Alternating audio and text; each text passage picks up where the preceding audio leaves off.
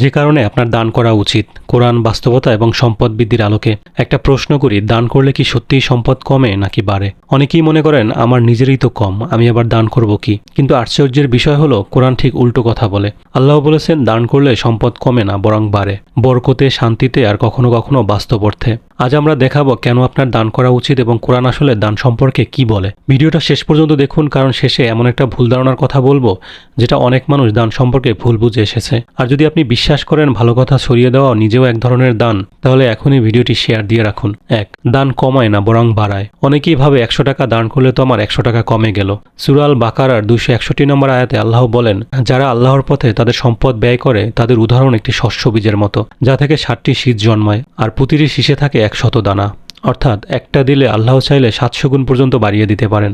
ভাবুন তো, মানুষ যেখানে ব্যাংকে লাভ খোঁজে, আল্লাহ সেখানে এমন এক বিনিয়োগের কথা বলেছেন যার লাভের সীমা তিনিই ঠিক করেছেন। একটা প্রশ্ন, আপনি কি দানকে খরচ মনে করেন নাকি বিনিয়োগ? কমেন্টে লিখুন। কিন্তু দান শুধু টাকা বাড়ানোর জন্য না, এর আরও গভীর প্রভাব আছে। 2. দান হৃদয়কে বদলে দেয়।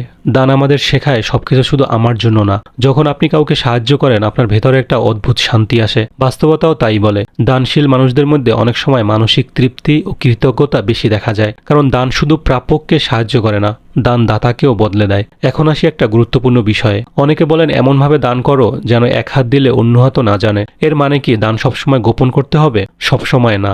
গোপন দান ভালো, কিন্তু প্রকাশ্য দানও কোরআনে আছে। কোরআনে সূরা আল বাকারার 271 নম্বর আয়াতে আল্লাহ বলেন, যদি তোমরা প্রকাশ্যে দান করো তবে তা উত্তম, আর যদি গোপনে দরিদ্রদের দাও তবে তা তোমাদের জন্য আরও ভালো। খেয়াল করুন, কোরআন প্রকাশ্য দানকেও ভালো বলেছে আর গোপন দানকে আরও উত্তম বলেছে। মানে যদি প্রকাশ্যে দান করলে অন্যরা উৎসাহ পায়, ভালো কাজ ছড়ায়, সেটাও ভালো। আর যদি রিয়া, লোক দেখানো থেকে বাঁচতে গোপনে দাও, সেটা আরও উত্তম। আর যদি এই ভিডিওটা আপনার ভালো লাগে, লাইক দিন, ফলো করুন আর একজন বন্ধুকে শেয়ার করুন।